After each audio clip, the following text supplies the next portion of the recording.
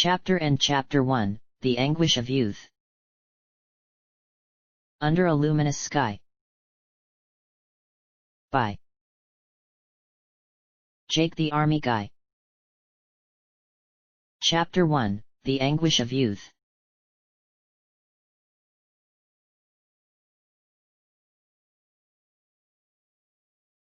And so, as you can see, avians in Equestria are capable of navigating by magnetic fields, Twilight Sparkle said, pointing a hoof at a formation of birds high above the tree line.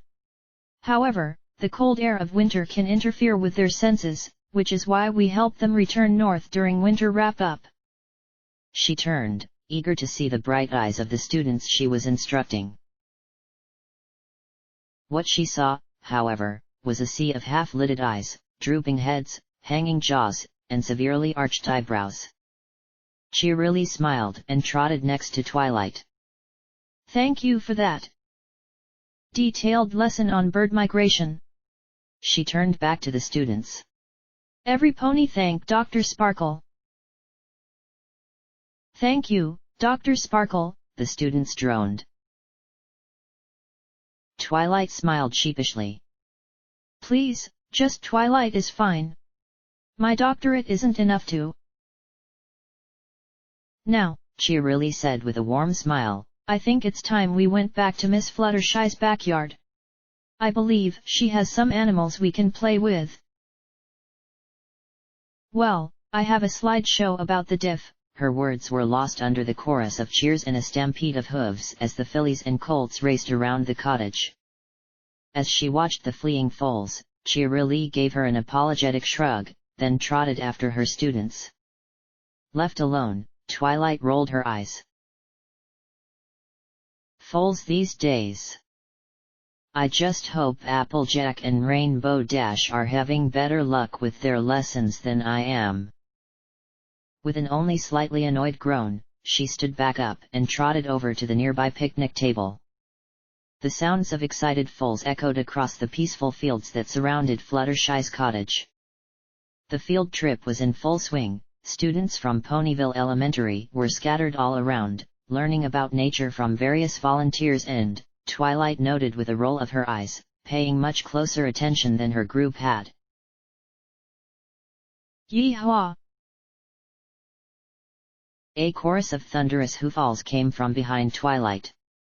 She turned, and her jaw went slack.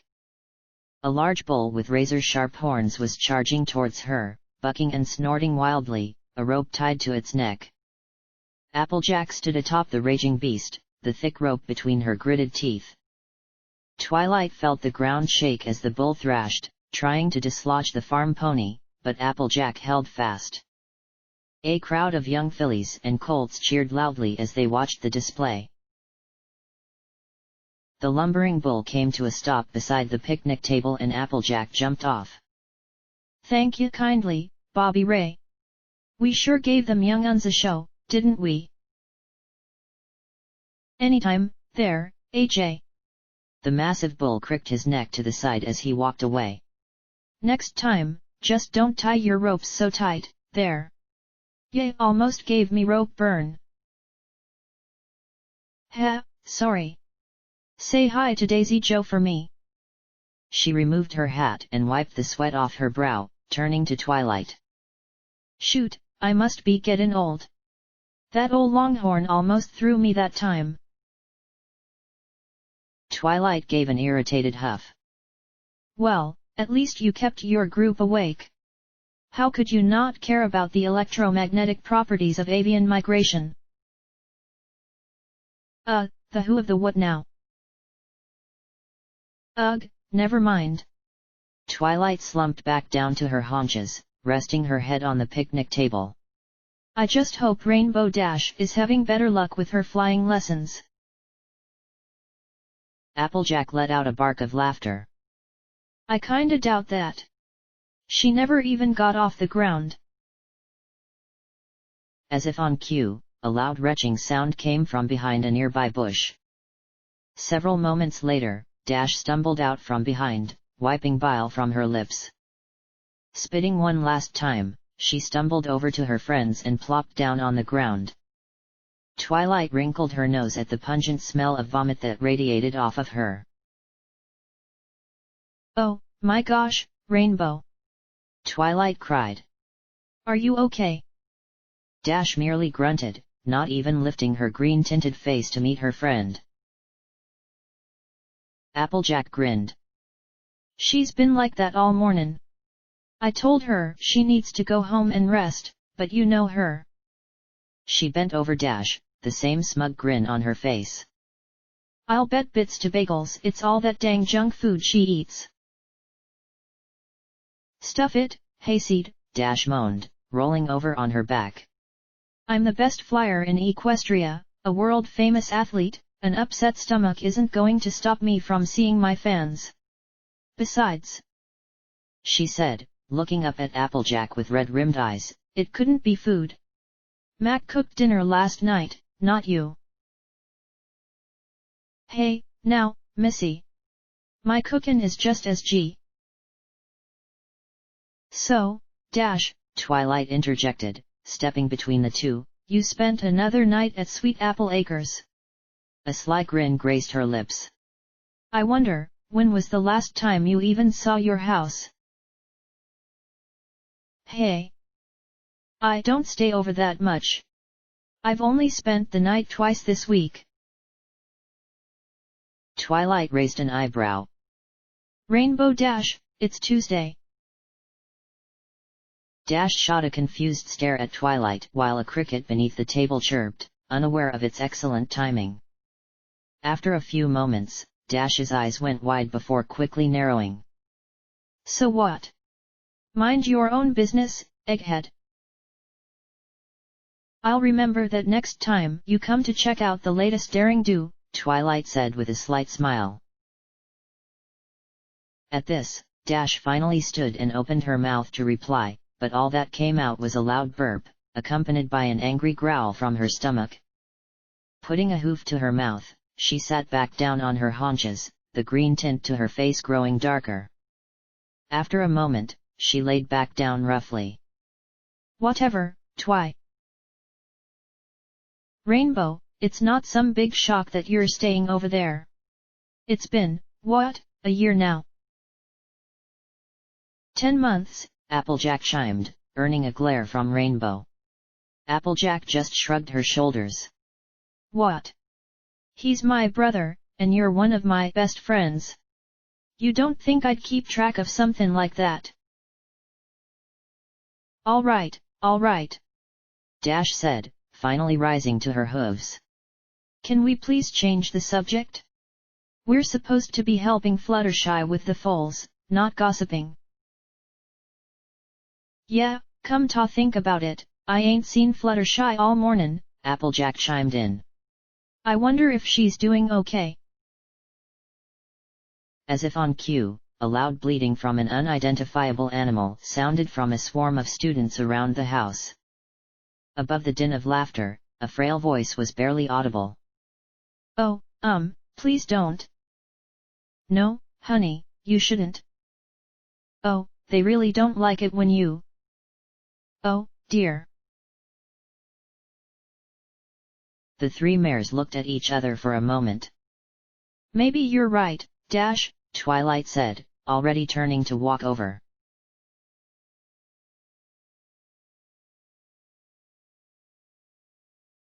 Go, Hickory.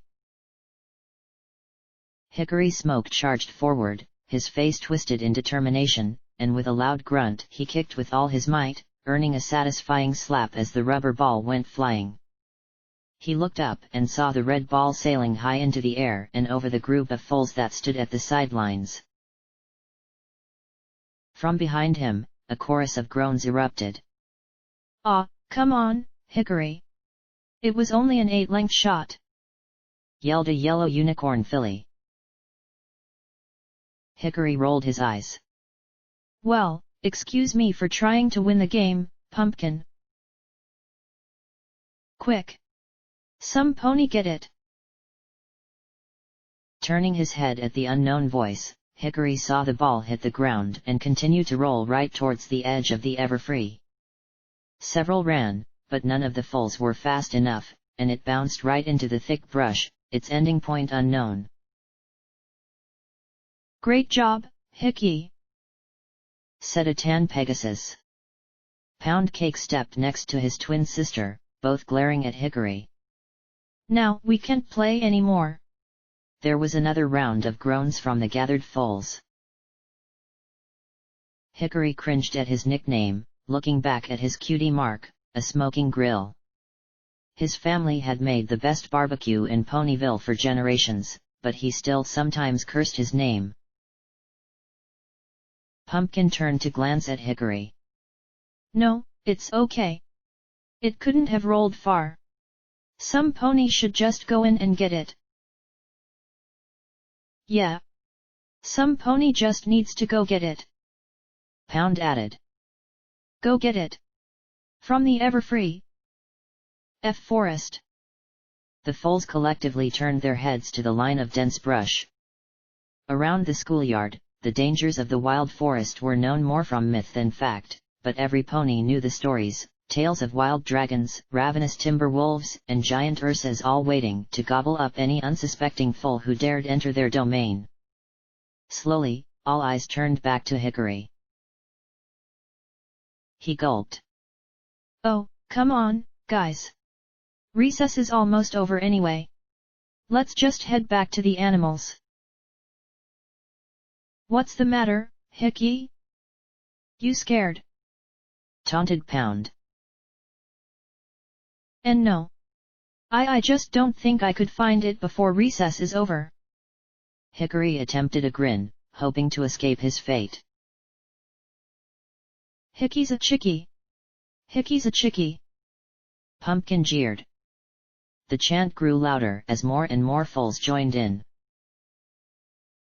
Steeling his resolve and setting his jaw, Hickory shouldered past the group of taunting foals and marched with determination towards the row of trees. That determination faltered along with his hoof steps as he approached. The line of trees was so thick that he could not see past the first few hoof lengths. A clear line of shadow was visible just a few pony lengths in front of him, a barrier marking safety and doom in the little colt's eyes. His knees began to rattle, and he turned back to the group. Their taunts had grown silent, replaced by a sense of fearful respect. "He's actually going to do it," whispered some pony. Turning back to the trees, he took a deep breath and ran forward. He was afraid that if he hesitated, his nerve would break. He charged forward, eyes glued to the ground just in front of his hooves. A chill seemed to wash over him the instant he crossed the line of shade.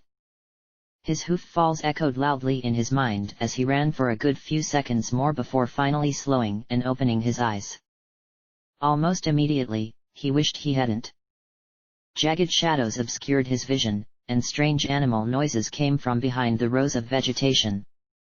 Beads of sweat fell from his brow, but he pressed onward. "I will not be a chicken." He looked around him but couldn't see the ball anywhere, so he traveled on, scanning the forest floor. Dead leaves crackled under his shaky hooves as he walked. Trees towered over him, making him feel even smaller than he was. He let out a loud yelp when a bush next to him shook. Jumping sideways, he turned to face it. "WH? Who's there?" The small bush shook harder, the crackling of leaves getting louder.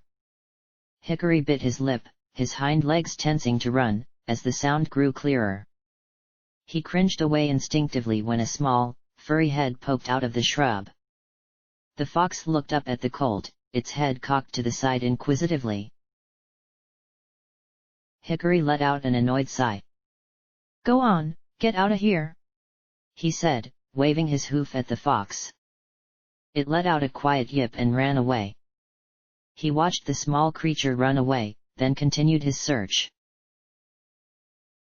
As he crested a small hill, he weighed being labeled a chicken against being gobbled up by some creature. "Okay, that's far enough. I'm not going any further." His thoughts were cut off as his front hoof caught on a root, and he fell head over hoof down the hill, finally landing with a dull, wet slap. He groaned, his knees aching from the tumble. "Great! I'm a chicken, I'm hurt. And I'm covered in mud." He spat, the foul-tasting mud causing him to retch.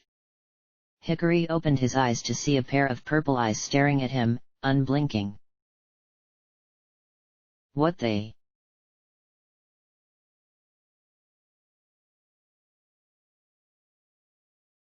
"Feeling better, Dash?" Twilight asked. After helping Fluttershy with the wild foals, Dash had run back to the bushes again. She had emerged a few minutes later, her mane still unruly, but her face no longer carried the deep green tint. Yeah, it's just a bug or something. Fluttershy is making me some herbal tea she says will help. I'll be fine." She turned to Cheerilee with a sheepish grin. "It's a real shame I didn't get to those flying lessons." Cheerilee just smiled. "Oh, it's okay, Rainbow Dash. I didn't exp." A chorus of shrieks interrupted her. Turning their heads, the mares saw a stampede of young foals running and screaming in terror.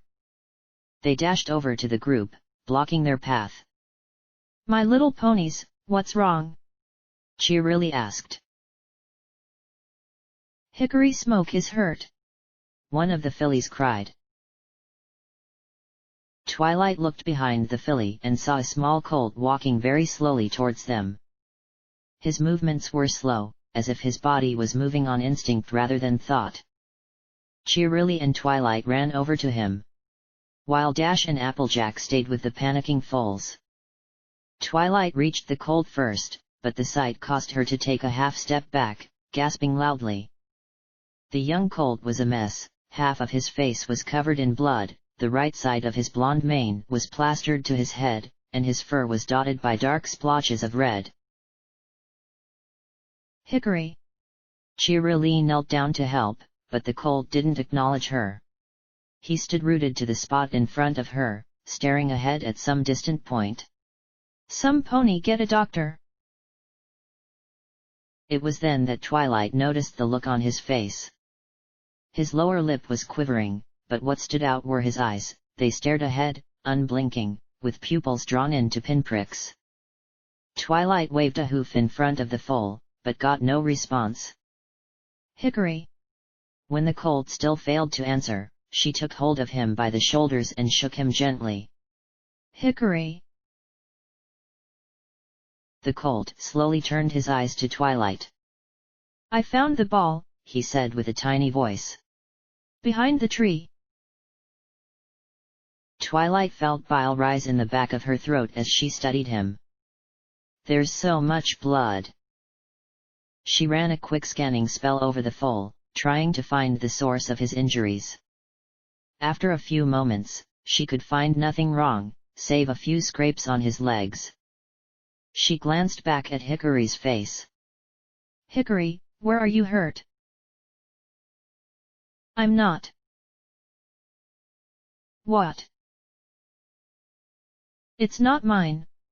A strong tremble spread through the colt. "It's not mine. It's not mine."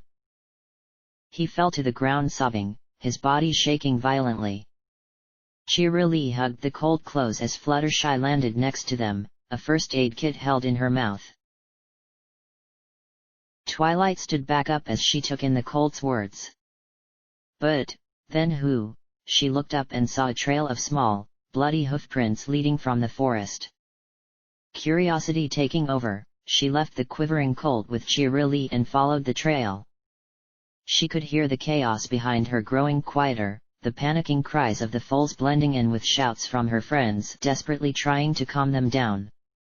A small break in the row of foliage appeared before her, but deep shadows were all she could see beyond it. She ducked her head and entered the tree line, the dangers of the woods far from her mind. She had to suppress a shudder as she thought back to the blood-soaked colt.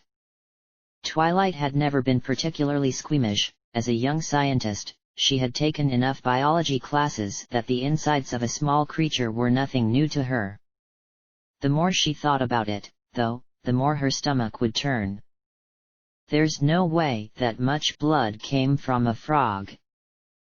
The trail of crimson began to grow thicker, the path clear even in the dark shadows of the Everfree. Twilight followed the smears of blood further, and a small hill came into view, the tops of a few trees visible above the crest. Twilight started up the hill but jerked to a halt. She wasn't very deep in the forest, but in the wild woods of the Everfree forest, it was deep enough. Already she could barely see the path that she had followed. Tall trees with broad leaves blocked out the sun, casting eerie shadows across the forest floor. A low thrumming sound came from across the hill, and an odd, pungent stench wafted into her nostrils. Twilight shuffled back and forth on her hooves. Whatever the cold had found had scared him half to death. It was probably just some dead animal, she reasoned. This is the Everfree forest. The thought did little to comfort her. Her eyes darted back and forth at every sway of the trees around her, the dull humming from before growing louder. Eventually, her curiosity won the battle over her nerves, and she crept forward to the top of the hill and looked down. As she looked, her brain could only process flashes of the scene, the loud droning of a swarm of flies, a large pool of congealed blood, a pile of grayish viscera, faintly glistening in the midday sun, laying on top of a light purple frame, a face trapped in a look of pain, tongue hanging limply to the side. And somewhere far away, a pony, screaming. A scream that, to Twilight's confusion, sounded very much like hers. End of chapter.